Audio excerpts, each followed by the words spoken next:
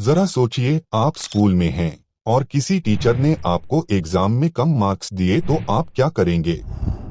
ज्यादातर लोग घर आकर गुस्सा निकालेंगे, थोड़े समय बाद भूल जाएंगे।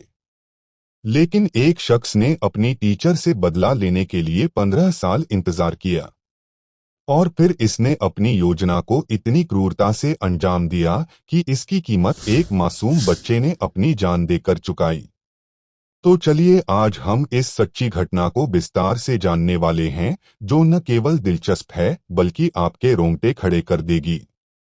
इस वीडियो में हम जानेंगे कि वह शख्स कौन था और कैसे उसने अपने पुराने शिक्षक से बदला लेने के लिए इतनी लंबी योजना बनाई और उसे अंजाम दिया। इस दिलचस्प और चौंकाने वाली कहानी को देखने के लिए इस वीडियो को पूरा देखें। अगर आपको ऐसी और कहानियां पसंद हैं, तो हमारे चैनल को सब्सक्राइब करना न भूलें। यह घटना है साल 1980 की। मैरी स्टॉफर नाम की टीचर अमेरिका के मिनेसोटा में अपने पति और 2 बच्चों, एक बेटा और एक बेटी के साथ रहती थीं। यह परिवार धार्मिक था और पूजा पाठ के लिए अक्सर फिलीपींस जाया करता था।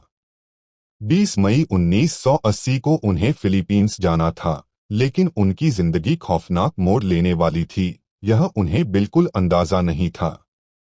16 मई 1980 की सुबह मैरी अपनी 8 साल की बेटी बैथ के साथ सैलून जाने के लिए निकली।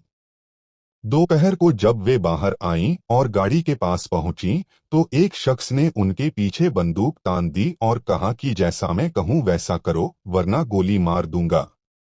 उस शख्स ने मैरी और उनकी बेटी को अपनी कार में बैठाया और निर्देशों का पालन करने को कहा।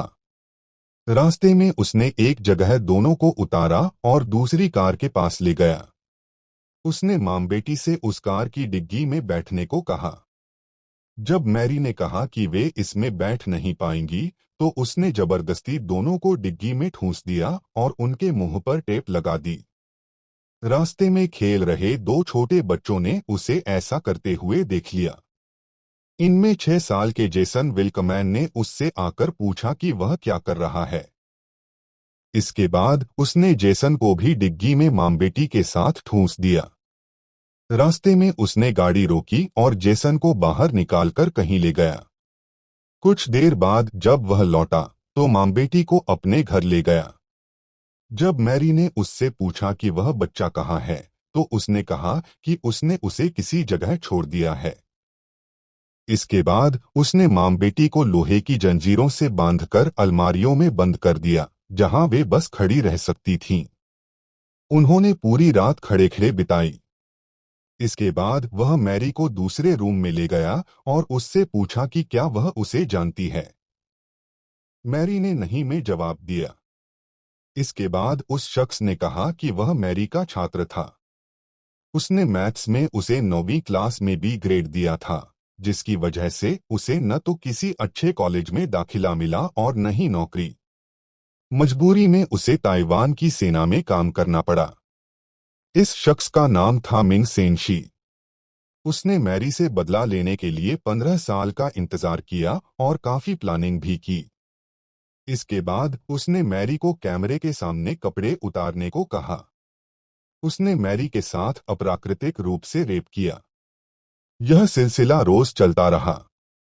मैरी की हिम्मत हर दिन के साथ टूटती जा रही थी, लेकिन बेटी के कारण वह कुछ कर नहीं सकती थी।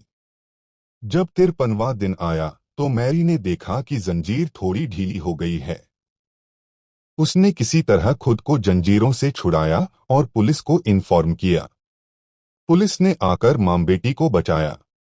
पुलिस ने मिंग को गिरफ्तार कर कोर्ट में पेश किया। वहां उसने बताया कि उसने जेसन की हत्या पहले ही कर दी थी। मिंग ने बताया कि वह मैरी को पसंद करता था, पर जब उसने उसे भी ग्रेड दिया, तो वह आग बबूला हो गया। इसके बाद उसने 15 साल तक योजना बनाई।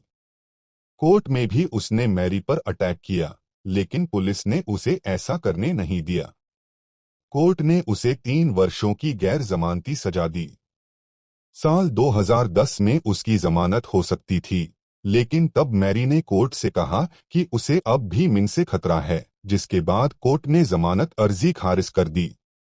अभी भी मिंग जेल में कैद है।